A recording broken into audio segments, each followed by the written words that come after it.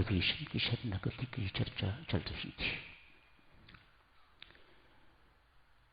इसके विपरीत मेरे मन की हो, हर कोई मेरे मन के अनुसार चले, ऐसी गंदी कामना फिर ऐसा गंदा स्वभाव बन जाता है। व्यक्ति परमात्मा से भी अपनी बात मनवाना चाहता है, गुरु से भी अपनी ही बात मनवाना चाहता है, सारी संगत से भी अपनी ही बात मनवाना चाहता है। दुष्ट रोग है, किसी शत्रु को भी ये रोग न हो। ये रोग यहीं समाप्त नहीं होता, आगे बढ़ता जाता है, फैलता जाता है। ऐसे रोगी के अंदर ऐसे भाव क्यों आते हैं? इसलिए उसकी सोच ये हो जाती है, जो मैं सोचता हूं वही ठीक है, जो मैं करता हूं वही ठीक है। इसलिए वो चाहता है या चाहती है सब मेरे अनुसार चले। वे व्यक्ति कोई भी है साधकजनों, शायद वो ये भूल जाता है या ये नहीं जानता कि ये रोग आपको पतन की ओर ले जा रहा है।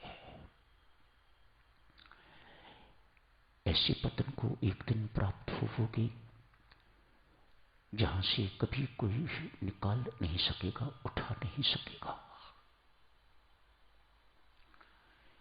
मेरी इच्छा के अनुसार हो सब कुछ। पति भी यही चाहता है, पत्नी मेरे अनुसार चले, और फिर पत्नी भी कम नहीं, वह भी चाहती है कि पति मेरे इशारों पर चले, मेरे अनुसार चले। पिता वृद्ध घर का चाहता है कि सारा परिवार मेरे अनुसार चले, इत्यादि इत्यादि। तनिक सोचो देवियों, कल्पना करो सज्जनों, ऐसे परिवारों का क्या हाल होता होगा। किसी नरक से कम तो नहीं। एक रोग आ गया है जिसके कारण घर को वैकुंठ होना चाहिए था, स्वर्ग होना चाहिए था, वह नरक बन गया हुआ है। विभीषण तैयार होके आए हैं, मैं आज से आपकी इच्छा के अनुसार चलने को तैयार हूं। अपनी इच्छाएं खत्म कर दी हैं, अपनों को त्याग दिया है और राम को अपना लिया है। यही है शरणागति। हे राम जी, मैं आज से आपकी परम इच्छा के अनुसार चलने को तैयार हूं, चलूंगा। आज के बाद मेरी निजी इच्छा कोई नहीं होगी। मैं कामना शून्य हो गया हूं। ये परमात्मा की वास्तविक कृपा का पुण्य प्रताप। कोई व्यक्ति साधकजनों किसी भी कामना की पूर्ति में न ही स्वतंत्र है, न ही समर्थवान है, न ही योग्य है। तीन शब्द याद रखो। कोई भी व्यक्ति कोई भी अपने मन में कामना करता है, इच्छा करता है, उसकी पूर्ति में बेटा न वो स्वतंत्र है, न ही योग्य है, और न ही उसमें समर्थ है। हां,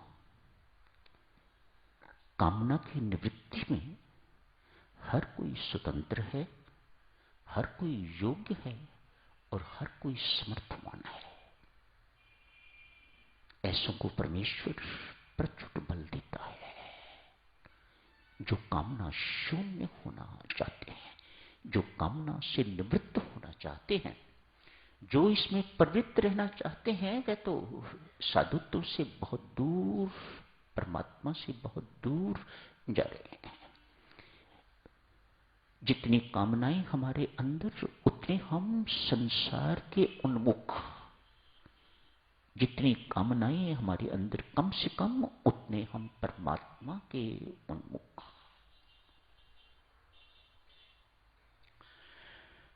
विभीषण का बहुत सुंदर निर्णय आज आ गए प्रभु के श्री चरणों में।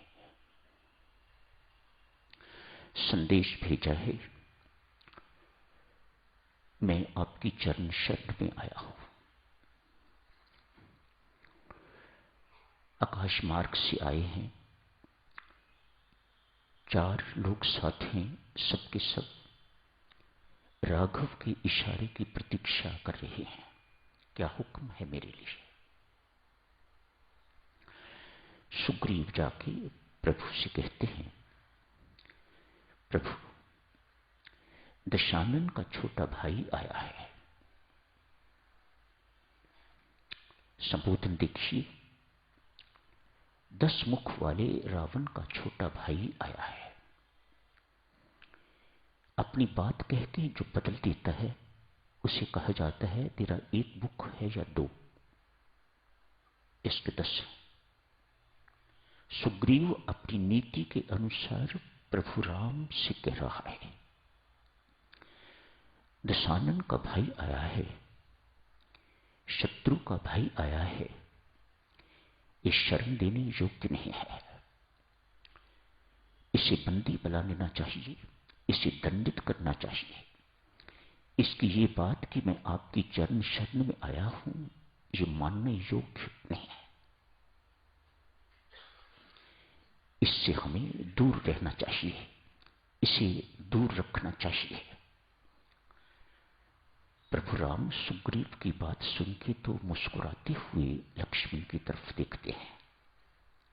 लखन, सुग्रीव मुझे दशानन के छोटे भाई से भयभीत कर रहा है, इसे ये पता नहीं, लक्ष्मण की पीठ पर हाथ रख के, इसे ये पता नहीं कि मैं सहस्मुख वाले शेषनाग का बड़ा भाई हूं। लक्ष्मण को कहते हैं, हूं ना? हाँ महाराज। मुख नीचा करके लक्ष्मण कहते हैं, हाँ महाराज, आप 100 मुख वाले शेषनाग के बड़े भाई हैं।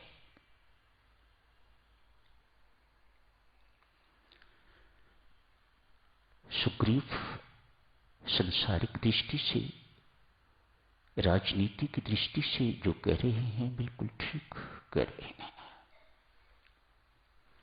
कर्म सिद्धांत है ये, जैसी करनी वैसा फल आज नहीं तो निश्चय।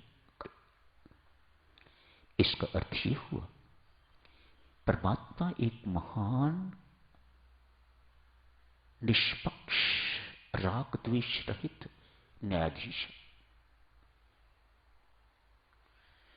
भक्त इससे एग्री नहीं करते। वह न्यायाधीश भी है, लेकिन साथ ही साथ भक्त वत्सल भी है, साथ ही साथ करुणावान भी है, कृपा सिंधु भी है, शरणागत वत्सल भगवान क्षमावान भी है। अतएव हनुमान जी की तरफ भगवान देख के तो कहते हैं, हनुमान, सुग्रीव इसे बंदी बनाने के लिए कह रहे हैं, तो विभीषण को मिल के आया है, तो विभीषण को निमंत्रण दे के आया है, आओ मेरे राम की चरण शरण में। अगर मेरे जैसे बंदर को वह चरण शरण देख के तो अपनी कृपा का पात्र बना सकते हैं, तो तुम्हें क्यों नहीं? विभीषण को इस प्रकार से निमंत्रण दे के हनुमान जी महाराज आए हैं। बुराई के प्रति विद्रोह कर, तेरा भाई जिसे तू भाई समझता है वह भाई नहीं है, वह बुराई का प्रतीक है, और तू उस बुराई के साथ समझौता कर रहा है। वह तेरा असली भाई नहीं है, तेरा असली भाई मैं हूं। एक जगजननी के पेट से हम सब ने जन्म लिया हुआ है, उस नाते से मैं और तू दोनों भाई भाई हैं। संत ने एक ज्ञान की चिंगारी वहां छोड़ दी। बुराई के प्रति विद्रोह करेगा तो तुम्हें राम जी की चरण शरण मिलेगी। एक बात उनको कह के आ गए। प्रभु राम हनुमान से कह रहे हैं, मैं तो अनुमान से कह रहा हूं भविष्य सज्जन है, तू बोलता क्यों नहीं? तू बोल।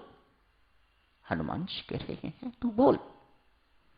हनुमान जी महाराज भगवान के चरण पकड़ के कहते हैं, प्रभु एक बात बताओ, ये शरणागति न्यायालय है, कोर्ट है? न्यायालय अर्थात कोर्ट, या औषधालय है? न्यायालय तो नहीं है, वह तो न्याय है।